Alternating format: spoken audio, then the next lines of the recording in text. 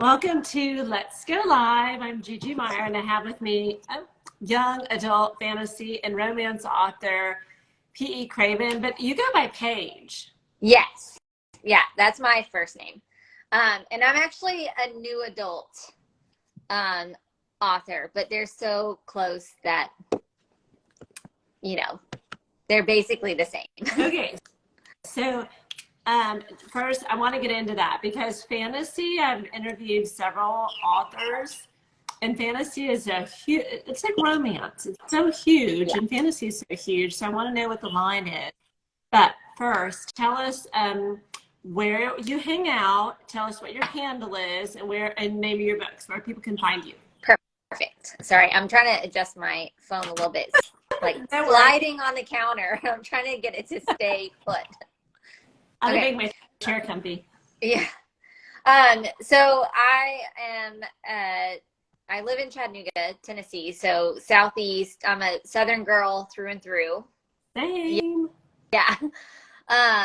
And my handle is p.e craven.writes. It's a lot of dots. And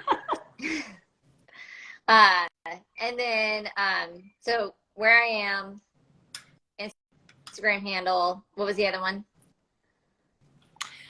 Your website, what your handle is, where you hang out, where people can find you, and the name of your books. Great. Okay. I have a author website. It's P.E. Craven Author, no dots in between, .com.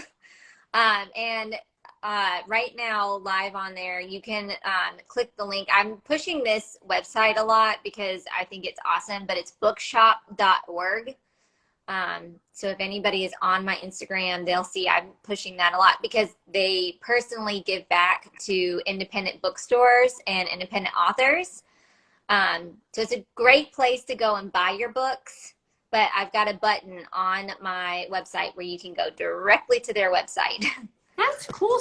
So what is that? Like a percentage of the proceeds go to them? Yeah.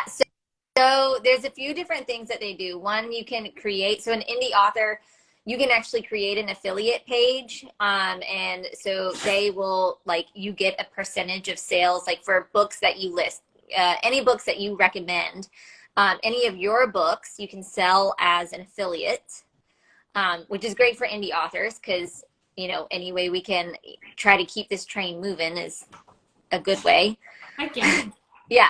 But then they have like a giant pot that they collect throughout the year, and then they divvy it up amongst all these local indie bookstores who are doing the good work. And so it's great because shopping online is super convenient for us. But this way you can shop online and then not have the guilt about it. Right. You're still, and you can actually shop through your favorite indie bookstore if they're an affiliate with bookshop.org too. So like if you have a favorite indie bookstore, a lot of them have their own page on bookshop.org. So you can shop directly through them, and then they get a little bump from it. Oh my gosh. I'm going to have to check this Yeah. out. This is the first time I've heard it. And A. Brian 925 said that it's way better than the big dudes. But yeah, there's like 4 independent bookstores that I support. Mm-hmm. I'm in Houston, and so there's 4 that I always go to. So I'm going to see if they're listed. Yeah. I'm not like, I don't advertise for, well, I guess I do advertise for them. But I just think what they're doing is really cool. And so I just plug them as often as I can, because we got to do what we got to do to keep the little guys going. Oh, they're the best. Yeah. I used to take my children when they were little, and now that they're teenagers, they're like, oh, I don't want to go. Yeah. Okay, so enough about that. I got my website. My debut novel just launched on April 14th. It's called Realm Leaper. It's a new adult fantasy with some romance in it. It's an epic fantasy, so there's lots of world building. There's multiple worlds, so it's considered a portal fantasy. Okay. because we cross through multiple worlds. And what does that mean? Is that like the worlds you create, or is it going, you know how Outlander is like time travel, but it's all in reality? Oh, thanks for the hearts. yeah. I don't know. So I'm not sure where that line draws. But, well, because I think Outlander would be, and I'm a huge Outlander fan. I love those books so much. Okay, we're all a Jamie fan. Yeah. Yes. But I also really love Roger Mack. And I might be one of the few. Brianna's husband. Oh. Girl, no. He's you sweet. know, Anyways. Jamie set the standard, and then Roger came along, and you're like, oh. Anyway, about your book. So when you said it's portals, is it all fantasy portals, or is some of it reality, or is it historical reality, or where's that line on your debut novel? Yeah. So they're all fantasy worlds. There's two different worlds. One is a fae world that has, so if you're, you know, somebody who reads a lot of the fae fantasy books, a lot of it the queen Sarah Moss, right. A lot of it will seem similar, but I also broke down some of this, like there's some differences in it. So we kind of went off a little bit from what not all, but what a lot of the fae fantasy has done in the past. And then there's another world that's more like a really modern steampunk magic system world. They have like machinery with spellbinding or spellcasting and alchemy and that's cool. Yeah. So and basically the main character ends up in the fae world without her memories. She doesn't know how, like, why she got there. She just knows that she was in danger. And so she slowly has to recollect her memories, remembering her home world. And then mayhem ensues. Okay, is she part fae and part human, or does she have powers, or is she just plain old human? So she's an elemental, which in her world is distrusted. So she finds out that like there is a distrust in the elemental magic. And so we start to find out a little bit about how that affected her as, you know, when she was a child, and then as she gets into this fae world, and then they use elemental magic regularly. And so now she's in a place where it's accepted, and she can finally start to train and trust her power and trust her own magic, which is really the whole point of this story. What does elemental mean, though? You know, some of these terms I'm not familiar with. I do read fantasy, and I think I read high fantasy. I'm starting to learn the terms, and then there's soft magic and hard magic, but I haven't heard elemental.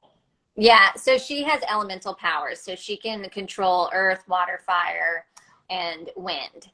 And the elements, right? Okay. Yeah. And so, and like in the fae world, you know, you might have somebody that is born able to control wind or able to control earth, and that's very natural in their world. Yeah. Whereas spellcasting is a little bit distrusted. Like they don't really, they don't have a very good history with it. So there's part of her there where she's going to have to figure out, you know, how that part of her fits in with this new world. But then she also gets to learn how to use this part of her that she's suppressed for so long, and kind of step into her own power and take charge. Well, it's kind of like an infant in the sense that she is new to all these powers and trying to control them. Mm-hmm. Harness them in. They may get too wild or out of control, or set that tree on fire, or, you know, like make it total ice storm. Is that true? Yeah, so in the beginning, before she has her memories and before she knows who she is, she has these kind of fits almost, where she like gets very emotional and loses control of her powers, and that's how they figure out that she has them in the first place. And so they have to train her, because otherwise, like, you know, she's going to bring a building down on top of their heads, or, you know, she could set somebody on fire on accident.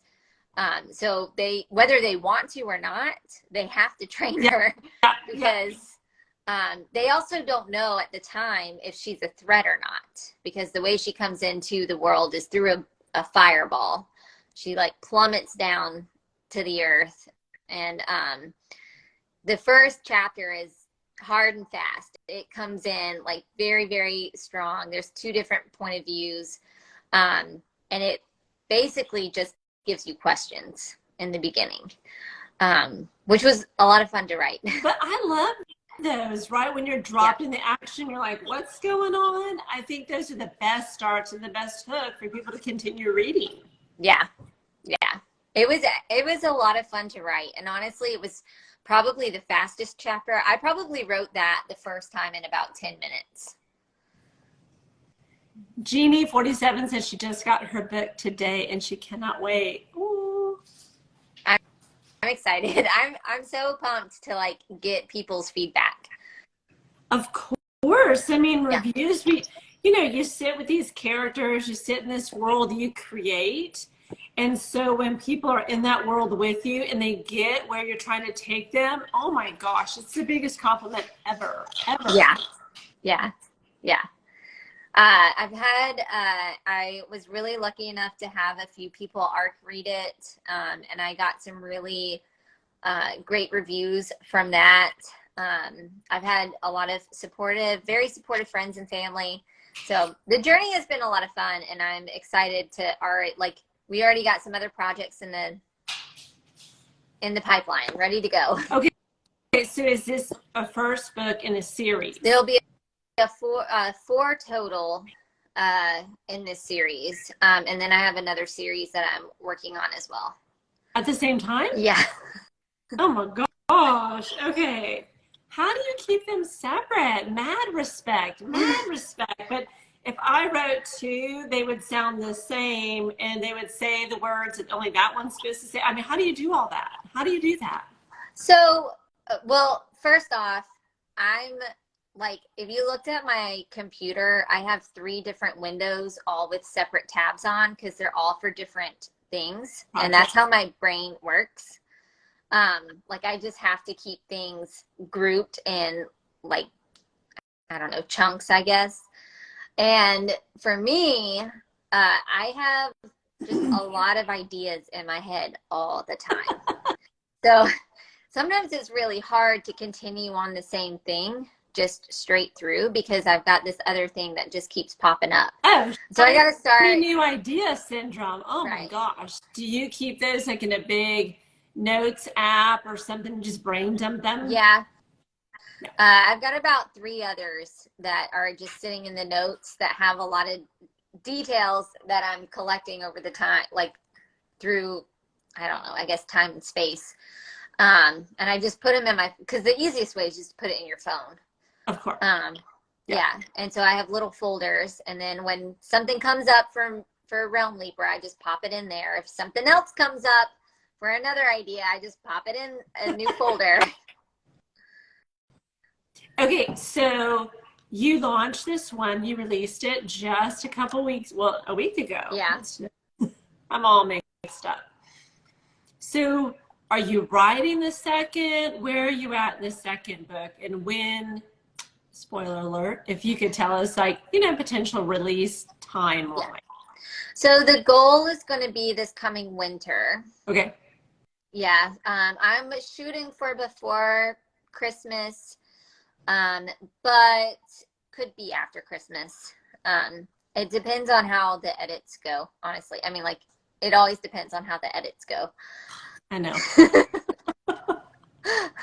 Because we're over here like, this is brilliant, and then your editor comes in and like, you have a major plot hole, or you introduce this person, and you're like, oh yeah, well. In my head it made sense. Exactly. Or like you have like a part of the story. This is one that got me. I had a part of the story in Realm Leaper that I had thought I told. And then we were going through it and she was talking. She's like, I'm really confused about this thing.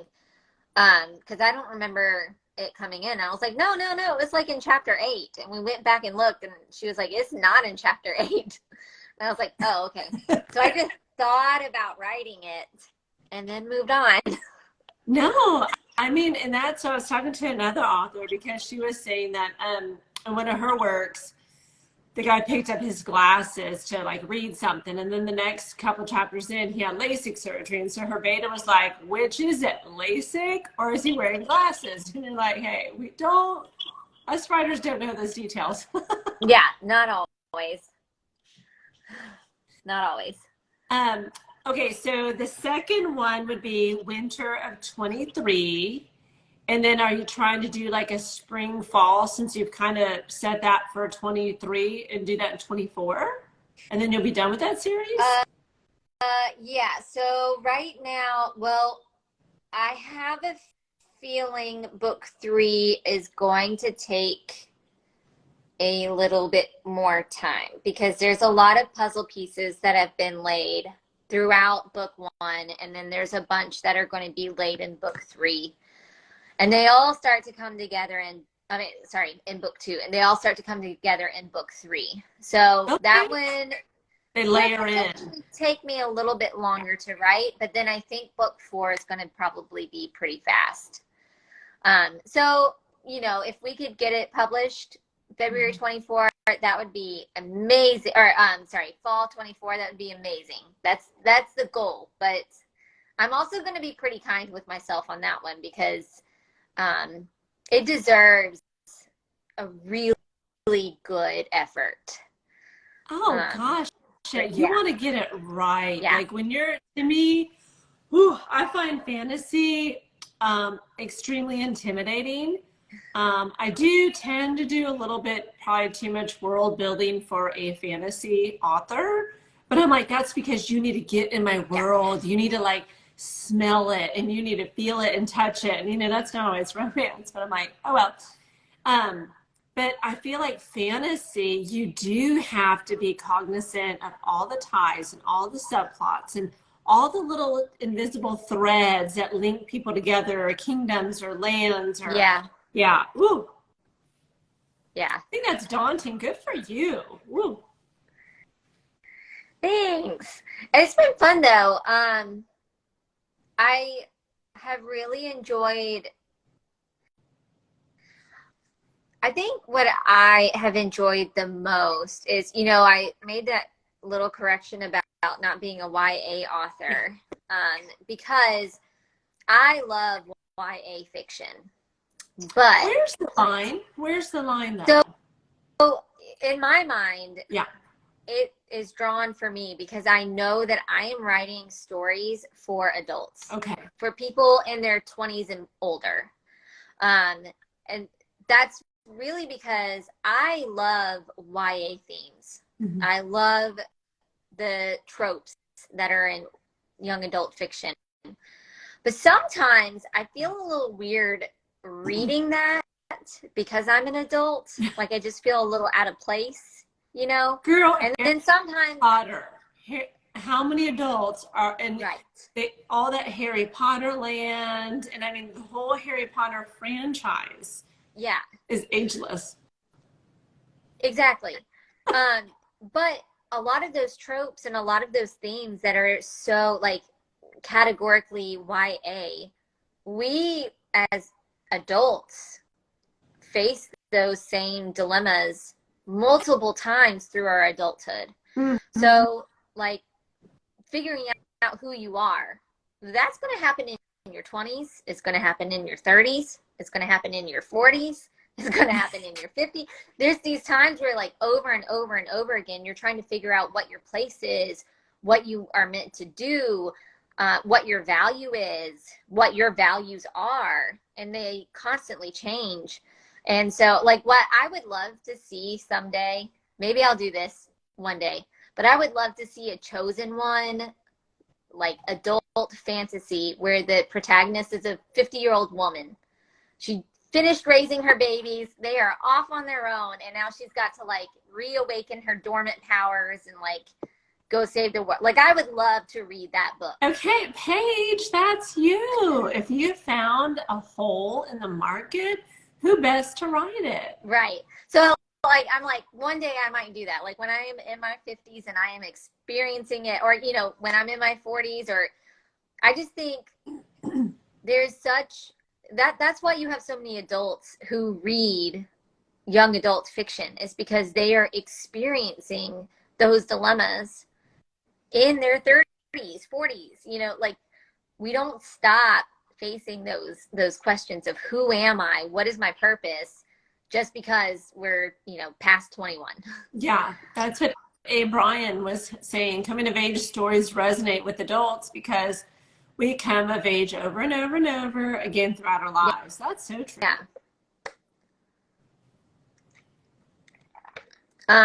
And that's, so really, that's the theme in Realm Leaper. You have multiple characters who are trying to figure out what their place and what their purpose is in a new world. The Fey world is rebuilding. They've had a catastrophic conflict for 100 years, and they're finally at a place of peace, and they're all trying to figure out, you know, how they're moving on, and how they're healing, and how they're going to continue protecting their homeland.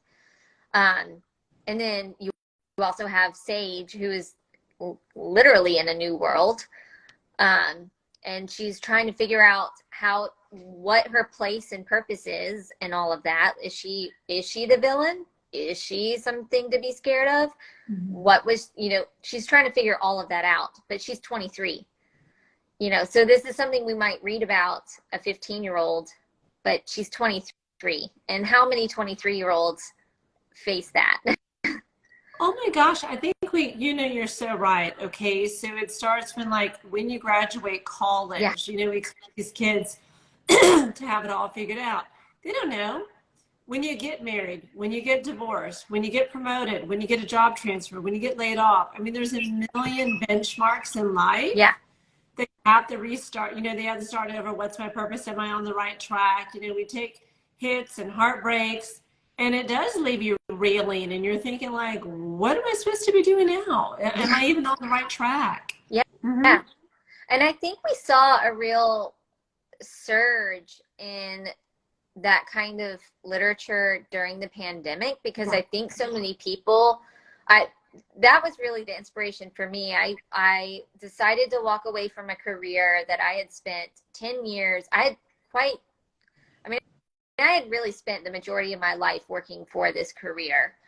And I had loved it until the pandemic happened, and it kind of was the spark that started. I just didn't love it anymore. And I had to completely walk away from it, tear it all down. And it was extremely scary. It was heartbreaking. It was you know, like when you walk away from something that you worked so hard for. It's your identity. Yes. Yeah. And you're starting from scratch, you know, well, not scratch, because you have those wounds to carry with you, and they, they help you decide like what you're going to do later. And I found myself unemployed for the first time since I was honestly probably 14 or 15 years old. Yep.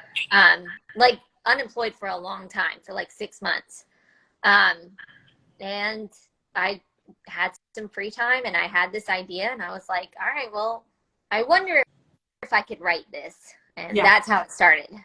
Oh my gosh, how brave, right? Because there are so many people I come across, and I hate the term like midlife crisis. There's not, I don't know of a better way to say it, but you get to a point in your career or in life, and you're maybe the halfway point, maybe it's 40. And so many people are like, oh, is this it?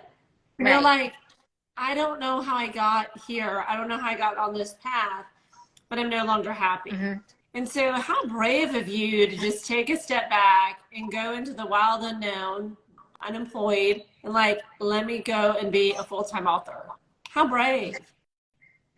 Yeah. I was very lucky. You know, I'll say I'm working 2 full jobs because by day I'm a high school English teacher now, so that was what I transitioned to, and also by day I write. I just work it in, like, you know, we work it in wherever we can, but that whole transition and trying to, like, I was fortunate enough, I was in a place where I could take time to figure out what I wanted to do. Yeah. You know, we weren't hurting financially enough where, like, I had to immediately go back into the workforce. Mm-hmm. But it was still really hard being at home when I was just so used to, like, going out and getting it, you know. But it was good. It's your routine, right? Yeah. Like, Oh, yeah. that's the reason you get out of bed is because we have responsibilities, you know, the alarm goes off, etc. And so you kind of are adrift. Yes. When you don't have that structure forced upon you, right? And when you can't have the flexibility to create your own structure, like, oh. Oh, yeah. And some of us with executive dysfunction don't thrive in that,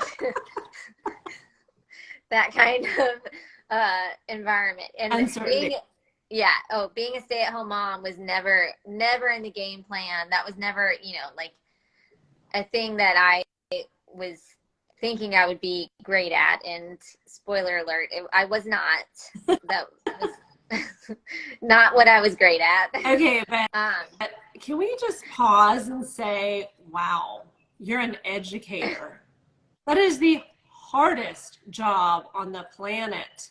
In high school, oh my gosh, the attitude, you know, most of them are laissez-faire or they don't want to be there. I mean, my gosh, I can't imagine what a typical day is for you. Like, they don't pay teachers enough. Y'all would be like billionaires. Well, yes, that part, yes. Yeah, I don't know. I think it's kind of cliche, but I think you either got it or you don't when it comes to teaching. You're either able to go with it or you're not. And, you know, the people who got it, they go in and, you know, we can get it done. And I, like, before, when I was a dance teacher before, that was my previous career, you know, so I had been teaching. But I've always enjoyed working with kids, and I like working with teenagers. Girl, I don't know. You're built different. With 2 teenagers and whoo. They're meaner to their parents than they are to anybody else, though. So, like, that's different. I have alligator skin now. I have alligator yeah. skin. They haven't said anything. Like, I'm just like, okay. Whew. Oh, yeah. I get some excellent burns from them. Sometimes I'm like, oh, man, I can't wait to use that on somebody. Exactly. I'm like, come again? What did you say? Yeah. Yeah. And sometimes I'm like, oh, I might put that into my book. Oh, for sure. I'll run something by my daughter. She's 16 and she'll be like, ugh, no one says that. You know, like, I put LOL. Mom, it's lull. Okay, I didn't know it was lull now. Like, you usually, the acronym is now its own word again. Yeah. So, yeah. Yeah. We have to run our etymology by our youngest group. Do your students know about your book and have they read it? So I have a few that do know about it, so this is actually a pen name that I publish under.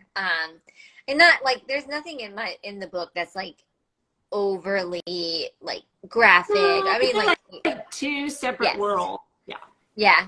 And, you know, especially with books right now, like, the atmosphere, which is so stupid, but it's so contentious. You know, there's just part of me that feels like it's a little safer.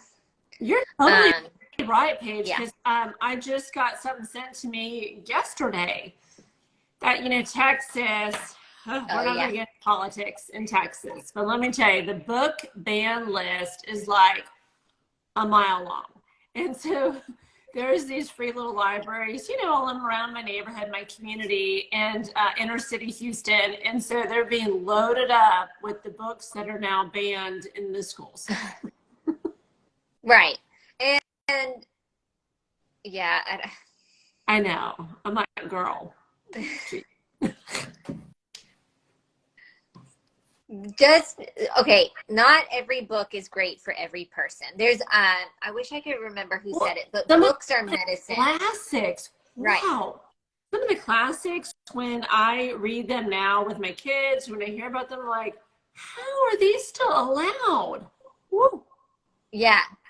Well, so I wish if somebody knows it in the comments, you can tell me who said this. But she said, books are medicine, and not everybody needs all types of medicine.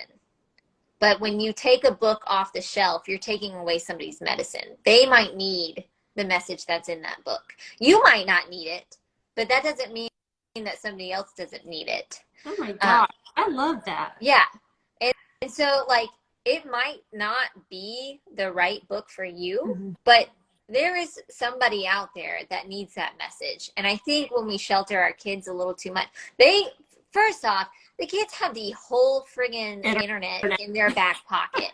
And how many of these politician parents have like the Bark app or whatever and are monitoring what's on their kids' phones? Because I guarantee you it's not a lot. And spoiler alert for any teenager parents in here, if your kid has a job, they might have a second cell phone that you don't know about. Oh.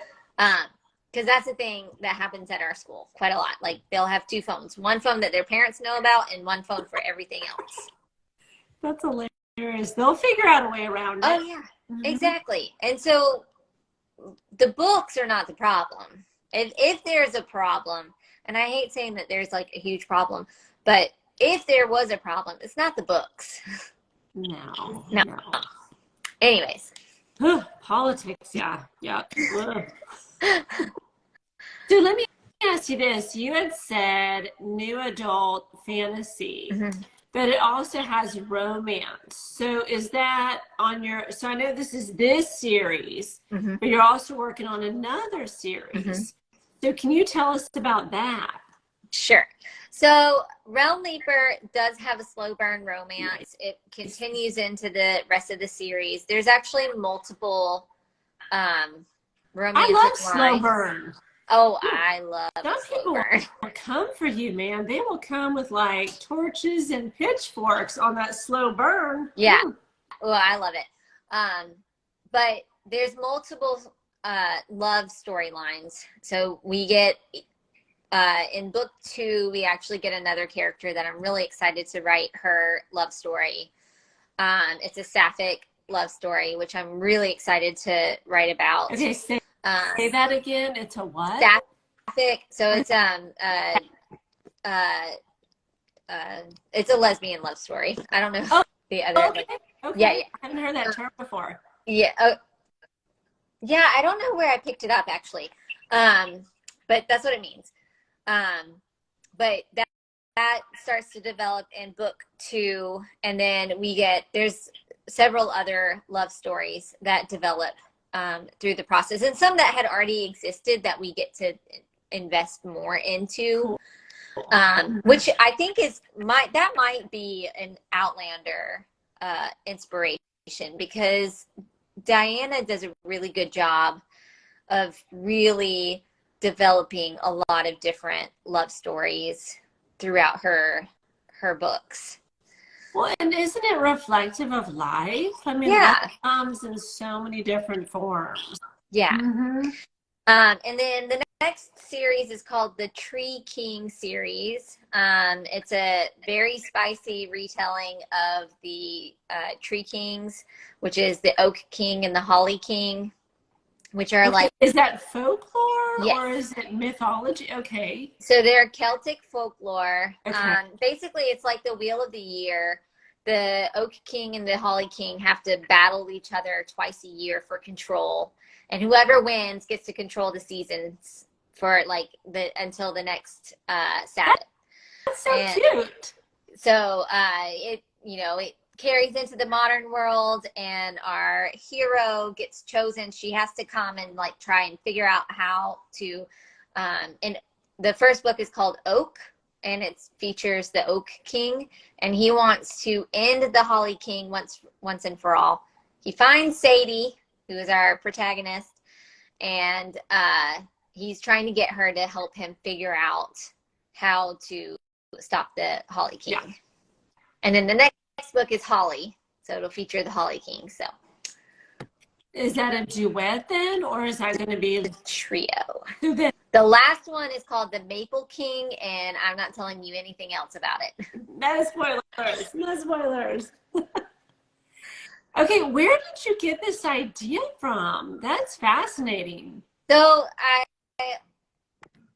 was talking to my friend Amanda, and we were talking about different folklore. Yeah. And she was telling me one of her favorites is the myth about the Holly and the Oak King, or the Holly King and the Oak King. And we were just talking about it and comparing different mythologies. Had you heard of that one though? No. Okay. I hadn't. And so I've done a lot of reading since then. And I've learned a lot about like Celtic Sabbaths and holidays and how the Wheel of the Year works. And so the whole story is written within that. And anyways, I just was like, oh my God, that would be a really fun story to tell. Like, they are battling. They want to end the fight. They've been doing this for millennia, for centuries upon centuries, and they want to end the fight once and for all. Because the real story within that mythology is about balance and appreciating the light. You know, the light, the summer, that's when we plant things, that's when we grow things, that's when we like do all the stuff. Yep. And then winter is the dark time where we hunker down, Rest. and we get comfortable with ourselves, and we get comfortable with shadows. And so it has a physical representation, but it also has a really soulful representation as well, where we have times where we are in the light and we're doing all this stuff, but then we have times where we rest and we go in and we work on ourselves deep down inside. We fix the socks and, all the stuff that we have to do inside the house. We do it inside our bodies too. And so it really, it's a story about, what do we do with the light and the dark? And then how do we balance it? Oh my gosh, I am so excited about that series. That is cool. I've never heard anything like it before. And when are you going to start writing that one? Because that's when I'm like, oh my gosh. I mean, yeah. It's so nichey. I love it. It would stand out, don't you think? I'm excited. It's been really, so I'm about 7 chapters in right now, and we've got summer break coming. So like, I already have my long writing sessions booked in. Nice. So because I'll be working on both. I'll be flipping back and forth. But they'll be a little shorter than Realm Leaper, that series. It's because it's epic fantasy, so it's a lot deeper. But the Tree King series will be a little bit shorter, probably. What target word count are you thinking? God, I suck with word count. I don't like that. Doesn't translate in my brain. Girl, I understand, because I have 135,000 word romance book, and this next one is 128,000. Yeah. So like, I know Realm Leaper was like 462 pages printed. Yeah. So I'm trying to keep it under 300 for Tree King. Okay. So sweet spot would be like 250. Yes. So whatever word count that comes out to be, that's our target. For me, numbers are so hard for me to like translate my husband hates talking finances with me, because I'm like, I don't know, is that a lot of money? You're like, duh, I'm English. Okay. Yes. I'm a writer. I don't not math. An accountant. Oh, he's the CFO of our house. I always tell people, I'm like, yeah, I got to check with our CFO. Yeah, yin and yang. It takes both sides, right? Yes, exactly. So when, ideally, would you like to go to publish that one? Okay, so right now, we're going to publish on Mabon, which is September 21st. And so like this one, like we're trying to publish it like with those Sabbaths, because it would be fun to do that. What is Mabon? Is that a holiday? So it's part of the Celtic year of the the Celtic Wheel of the Year. Okay. Like they have different high holidays that were celebrated in Celtic tradition. And so because this is a Celtic folklore retelling, we just thought it would be really fun and kind of kitschy, but like mostly just fun. Oh my gosh, that could be the best launch ever. I mean, there's so much you could do with that launch. It'd be so fun. Yes. Yeah. So that's the target. Again, it depends on editing. Yes, exactly.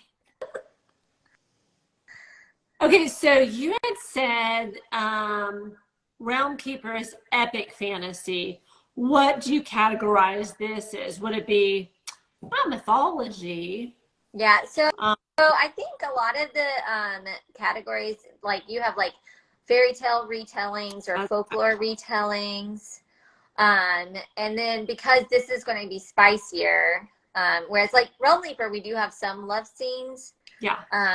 There's going to be more of that in the Tree King series. Okay. Yeah. Stretching my muscles a little bit with that one. But it's so far going okay. So would it be, what would you call it then? Would it be fantasy? Would it be you said fairy tale retelling?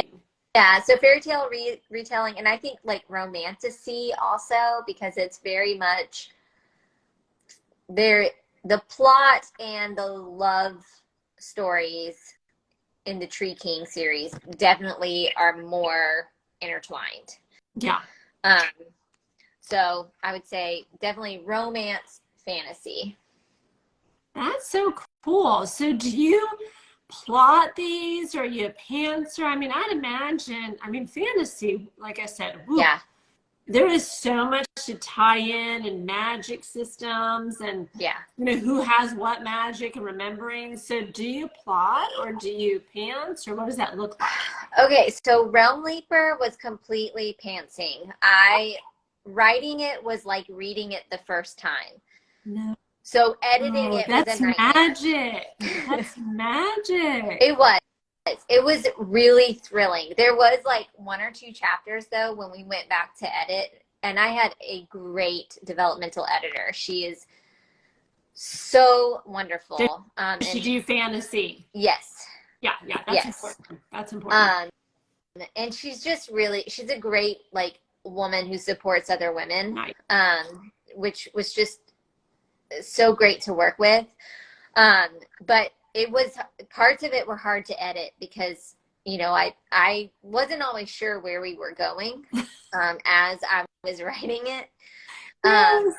And I wrote it in like 3 months, the first draft. Wow, that's fast. Yes, it was. But I didn't have a lot to do at that time. So that was what I did. Still, you're a mom, and you're a wife, and you have some of a life. Yeah, that's true. Yes.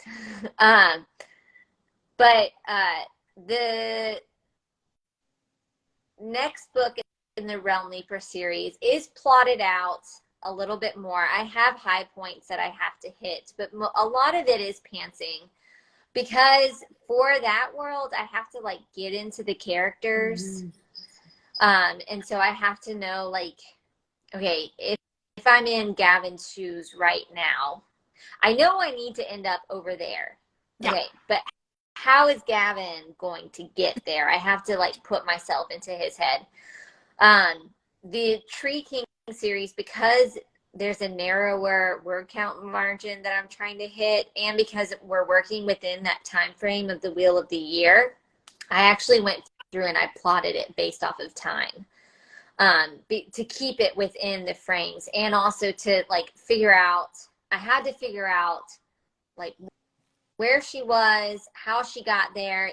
That one took a little bit more time and planning. Yeah. So I think it depends on the project, really. Well, no, I agree with you. I am a pantser. I have mad respect for people that plot. Yeah. There's some authors that I've talked to. I mean, they literally know, like, they'll have an index card and they're like, top of scene, middle of scene, bottom of scene, boom. And I'm like, what? Gosh. I'm like, can I sit with you while you do this magic, Yeah. wizardry, sorcery that you do? Yeah. I see, and that seems interesting to me, but also I feel like it takes away some of the enjoyment of writing, because there's nothing more thrilling to me than when I sit down to write and I have an idea, and then as I'm writing, all of a sudden something comes up on the screen and I'm like, oh, I didn't know that was going to happen. Exactly. And then so like you surprise yourself with the story. I think that is so fun to me that like we're telling stories that are somewhere deep down inside that just find a way to come out. No, I know exactly what you're saying. I wrote something, and then like I wrote something and I was thinking about it. I had to go pick up the kids from Carline. I was thinking about it. I was like, you wouldn't say that. That's not how he talks. Like, why would you do that? That's just stupid. So I kept it in there as a place marker, but I knew that my character wouldn't say words like that. He wasn't so crass, or so he wasn't so blunt. And so that's what you're thinking, that's the magic. But you're like, okay, it's all in here. I created it all. But yet, the characters won't say that. You know what they'll say, how they act and stuff like that. And sometimes they go and do things you don't want them to do. And in my case, sometimes they sleep with people they're not meant to sleep with, but they do. Yeah, and then you're like, ugh. So now, do we fix your mistake, or do you now have to live with the consequences? Or then my dev editor comes and she'll be like, she can't sleep with her. I'm like, I know, but it's a turning point. And it would happen in real life. And, she's like, you can't do that. But can I? I know. I was like, well, she did. We'll just figure it out from there. Yeah. Technically, she can if I write it. Just saying. Okay, because what she's talking about, romance has a beat sheet, and I am horrible at following it. And so she'll take my manuscript. She's like, chapter 29, she should have already done this, that, and that. I'm like, I don't know. I can't get her to, do her thing. Like, she's like a toddler, okay? She just wants to have a tantrum over there, act out. I don't know. So is there the same similar thing for fantasy? Is there supposed to be like this, all-encompassing beat sheet that you're supposed to meet for fantasy? Whoops, sorry. So in my experience, it's told basically in 3 acts. Okay. And then you want to hit certain high points in each act. Mm-hmm. And so if you divide your book into like 3 equal parts, it doesn't always have to be equal, but you would want to be very clear, when you're halfway through act 1, you want to be pretty clear about what the conflict is going to be. Yeah. You don't want that to be lingering, for your readers. Yeah. And then by act 2, we have to have quite a lot of rising action. The stakes have had to have gotten higher. Completely. Yeah. So in my experience so far, which is, not extreme, to me, it does make sense to break it up into acts that way, where you're looking at like, okay, well, by this point, we should have already learned this much.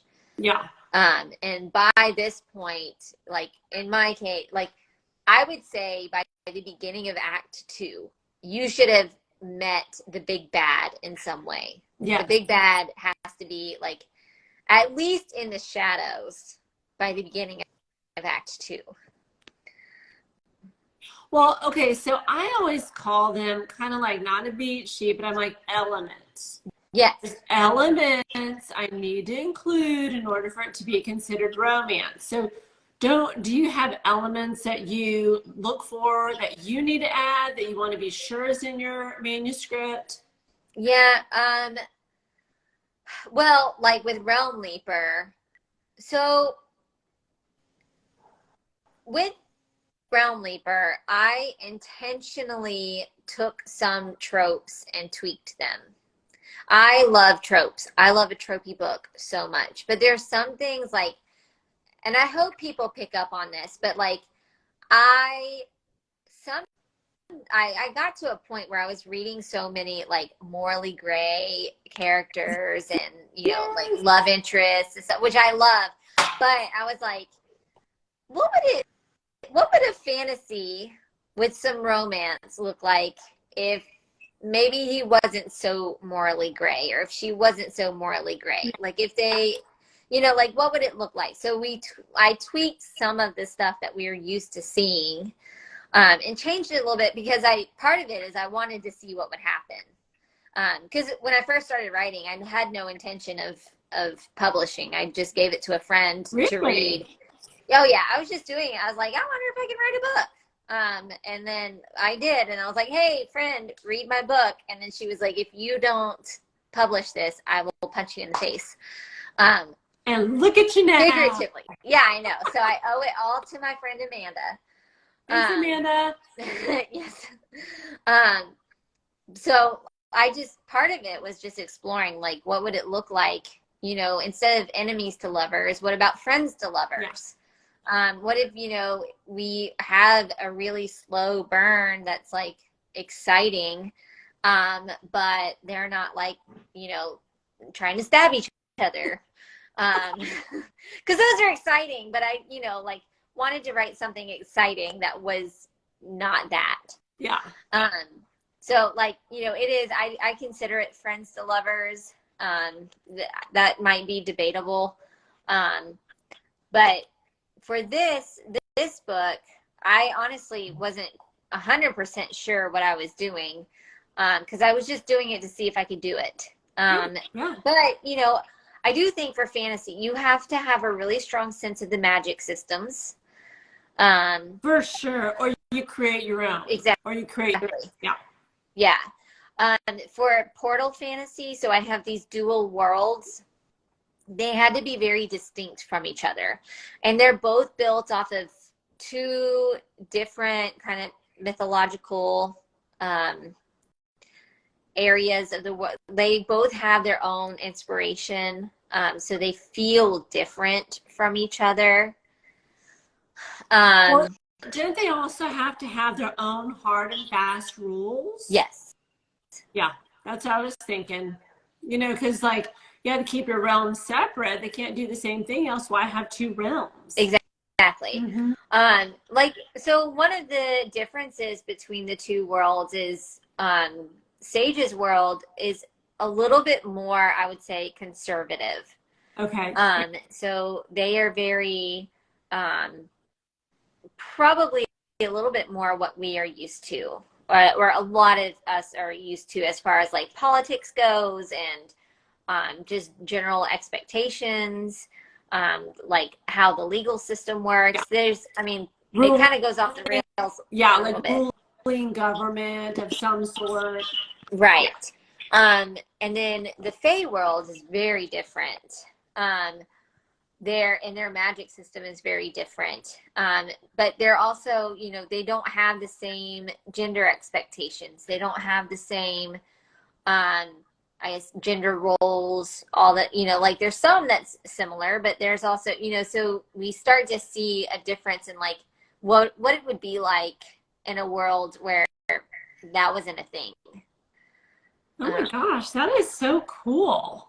I mean, if you're going to make a world, like, why not make it free of all the junk that's in ours? Yeah, exactly. Well, and don't you think the duality of having both realms plays off each other? It just enriches the story.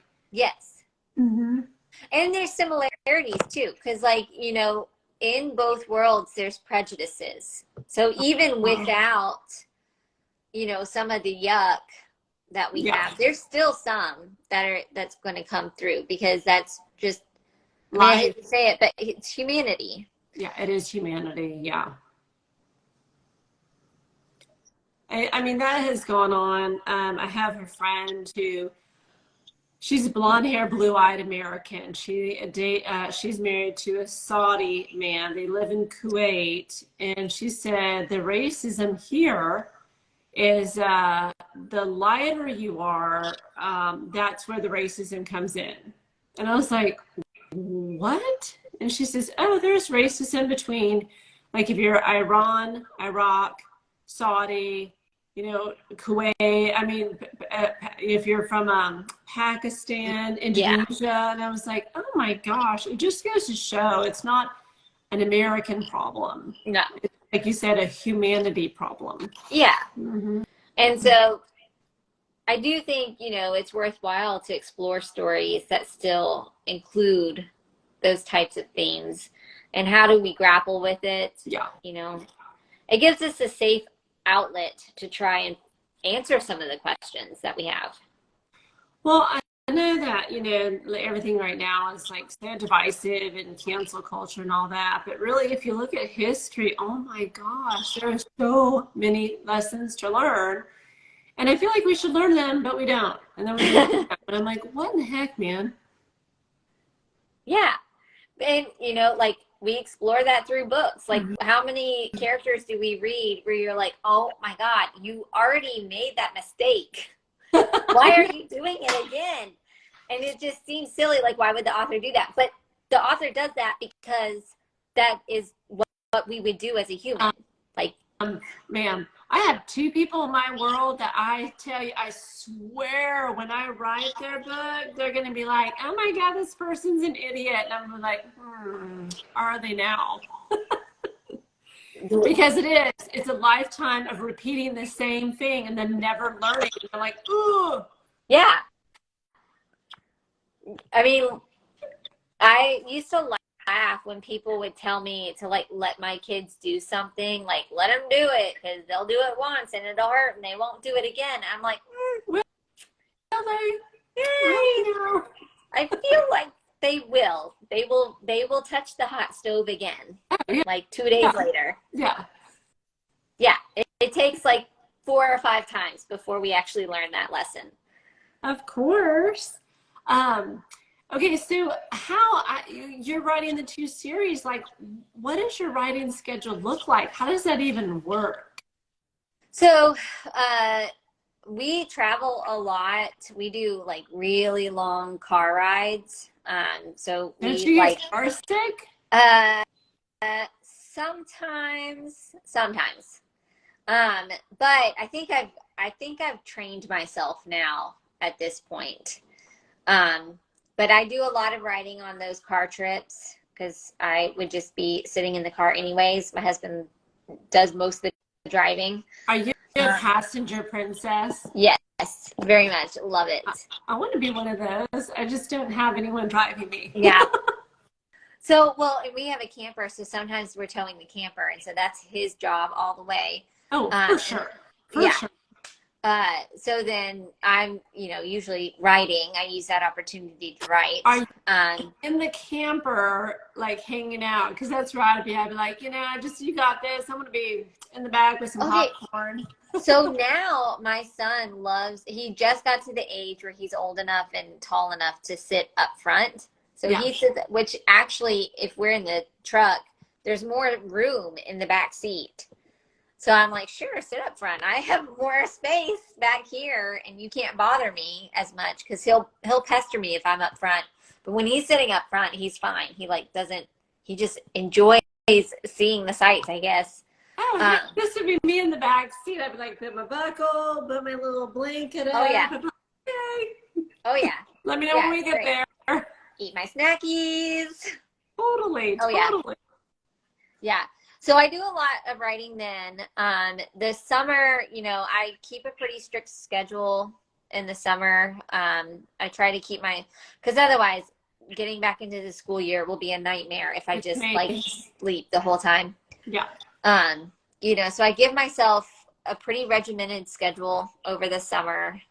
What does that look like? Is that like hours? Is it so many words a week or a day? Or what does that mean? I give myself hours, and it's like, I schedule in some breaks. So I try to hit at least 2 hours of consecutive writing. You know, if I need a break, I'll get up and walk around or something. Yeah. Yeah. I make sure I plug my phone in a different room. And I don't open any of the other tabs. Yes.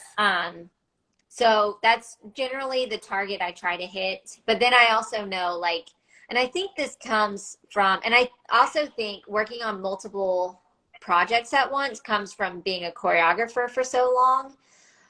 Because for recitals, I might have 14 different pieces that I made for all of the different dance classes. 14 different dances? Yeah. So for a recital, like, you know, if I was teaching 14 classes, and so I think that's a muscle that I developed. Oh, for sure. Because if I was a choreographer, by the third dance, the audience was like, haven't we already seen this? This looks similar to the first one. Well, the baby dances, I would have to write those down because they have like all the same moves. It's just a matter of where I put them. And so I have to remember like which group did the pliés first and which did the relevés first.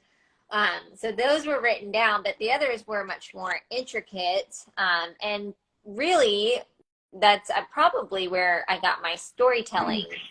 I don't know, but like that's where my storytelling creativity lived the last, you know, so many years before I started writing.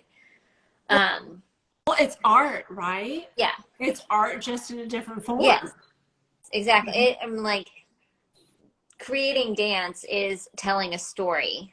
And that's, I think, I still have that creative desire. And so now writing is where I get to invest in it.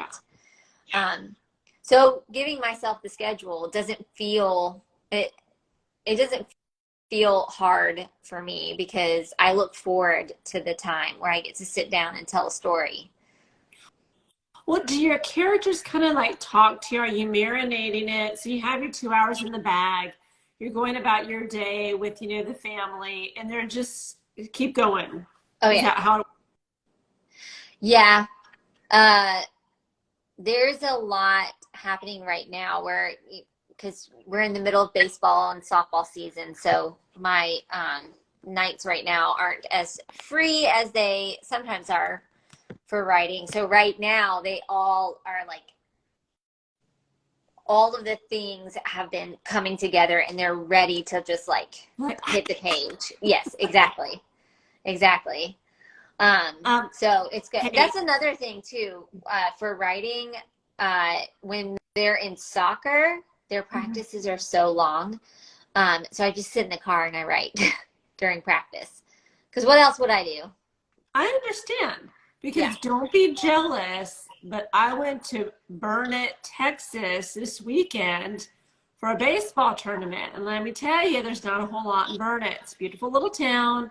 But when you're in a hotel room for 2 days and then all these like 16, 17 stinky boys, you bring your laptop because you're like, I can't watch one more baseball game, okay? In fact, he plays tonight. He was like, are you coming? I was like, no, my love.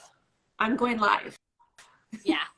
But I know you're jealous that you didn't get to go to Burnett. We aren't in the tournaments and stuff quite yet. We are still in the rec league age. Stay in little league.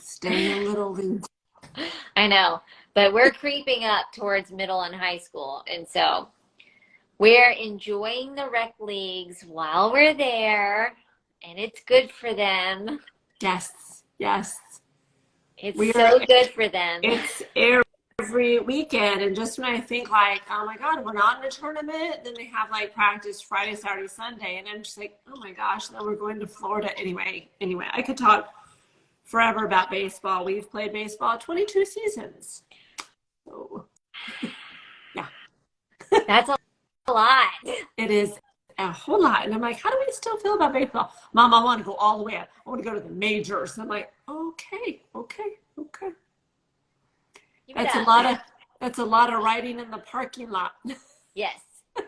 Well, yeah, and then, they will ask me sometimes about watching practices. I'm like, if I watch you practice, like you're just worried about me watching you. So just worry about practice. Yeah. I'm doing you a favor. Worry about what the coach is saying and the Right. tips your hitting coach is giving you. Not mom. Yeah. Yeah. Okay, I have one question though. Easter eggs. I mean, and Easter eggs are not that common in romance. People like when there's little ones in there. Yeah. But they're very much expected as an element in fantasy. So how do you do it? How do you do it well? How do you keep track of it all? Because that's daunting, I think. Yeah. So for Realm Leaper, it like I've had to go back and kind of find the Easter eggs. Like I've read this book so many times at this point, and I'll find something. I'm like, oh, I forgot I did that, and then my brain is like, yeah, because later this thing is happening. And I'm like, oh, that makes sense now. So I've had to actually go back and find them. Well, do you keep like a spreadsheet as just to make it, I don't know, in the writing process, editing process, just so you can hit them? Some of them, yes, and then some of them just like are so instinctual, like I just know it. Yeah. And so I haven't had to do it for all of it, but for Oak, which is the other series, there are Easter eggs all through it, like where, and you can kind of like, it's more like foreshadowing. Yeah. But there is some things where they'll mention something, and if you are the kind of person who's like, I don't understand what that means, and you go and look it up, you'll be like, oh, I get it. Like there's a part where he makes a comment on some decor in her house, and it's like a Celtic knot symbol, which is the symbol for the Oak King. And she doesn't really understand, like she doesn't know that that's what that is in her house. He's like, oh, that's nice. And if you go and look it up, you would see it and be like, oh, I got it. And readers love Easter eggs. Yeah. They love them. Oh yeah. When I reread something and I hear it or I like read it the second time, I'm like, oh my God, I cannot believe that was there the whole time. And I missed it and then I found it. Yeah. Yeah. It just makes the experience, I think, a lot more rich. I think so too. Yeah. I mean, I love Easter eggs as a reader. As a writer, I find them daunting. I find them tricky to be done well and not like obvious or cliche-ish. Yeah. I think, I don't know. I think they have to be like kind of almost instinctual. Like I think you have to put it in the story knowing like it's like a little seed that you've planted and you're like, all right, now you gotta wait. Like you gotta germinate. Well, like once you start growing a little bit later, then everybody's gonna notice. Yeah. How cute. I love that little analogy. Yeah. Well, are Easter eggs your favorite part of writing? So what's your favorite part of writing? What's your least favorite?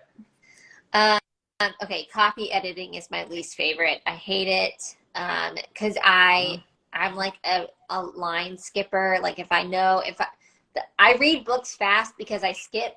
If I'm like, I don't think I need to know this, and so I'll skip down a little bit, and then sometimes I have to go back and like find something I missed.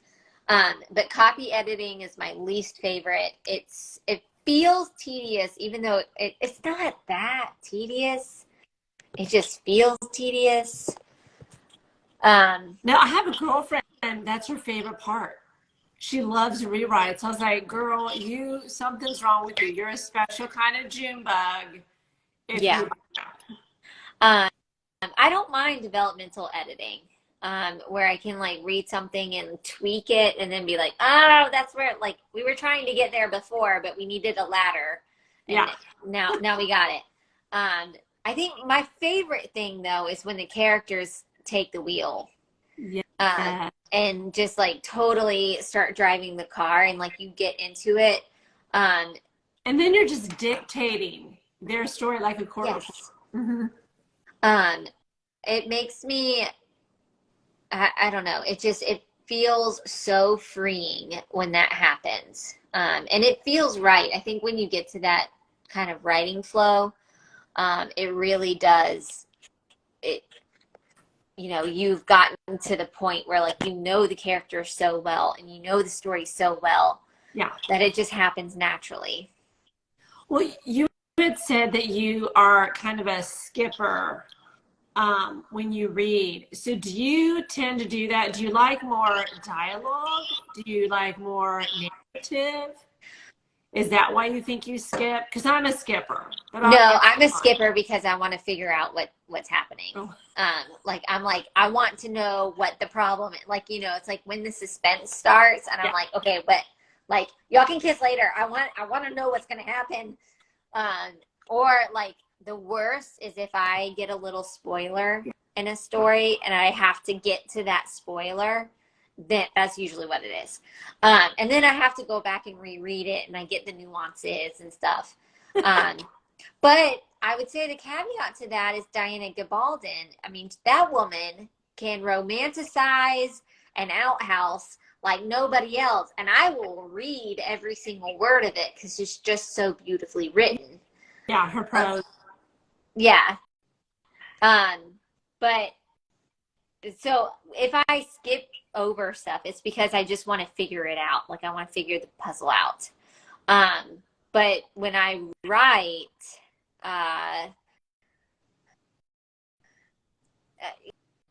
writing is to me a very sensory thing. So I probably rely a lot more on like the sensations of the characters more than dialogue. I mean, there's plenty of dialogue in it. But like really, like what does it feel like to be that character? Mm-hmm. Are yours written in first person then? No. Okay. It's I think somebody defined it, helped me narrow it down. It's third person limited. Ah, okay. With multiple point of views. But Oak has multiple point of views. We have the point of view of Oak, but then we also have first person point of view of Sadie. Yeah. I find multiple point of views fascinating because they're very, very popular. But I find it to be, difficult to write because certain people only have certain information. Yeah. And you as an author who has it all has to keep it separate. Yeah. Yeah. It can be tricky. So I will say for me, writing in first person has been more of a challenge. I don't know why. Maybe it's because I narrate my own life in third person. I don't know. It's about to get really loud. My kids are coming home from baseball. Well, I know we're over time, so we can wrap it up, or we could do a quick rapid fire question. Yeah, we can do the rapid fire. Hold on, my dog is freaking out. She's like so excited they're finally home. No worries. Tell me when you're ready. Okay, paperback or e-reader? Okay, e-reader because I can take it everywhere, but I love reading paperback. Okay, plotting or pantsing? Pantsing. First person or third person? Third person. Plot driven or character driven? Ooh, I'm gonna say, okay, gut instinct is plot, but I think I enjoy reading character driven more. Interesting. Yeah. Writing alone, writing with a partner, or writing sprints? Writing sprints by myself. By yourself. Yeah. Outline or discovery writing? Discovery. Write in silence or write with music? Usually music. Series or standalones? Series. Historical setting, present day, or future? Ooh, probably historical. All right. Well, it has been wonderful, wonderful, wonderful to talk to you. I am so excited for the series you're on. I'm super excited for Oak to come out. And when we get past summer, I would love to interview you again and catch up to see where you're at. Yes, that would be awesome. I'm going to post this, so I'll tag you in it, and then you can share it with your people as well. Awesome. Thank you so much. This was super fun. I know. I had such a good time, Paige. So nice to meet you. And I will connect with you online on Instagram. Excellent. Thank you so much. Bye-bye. Bye.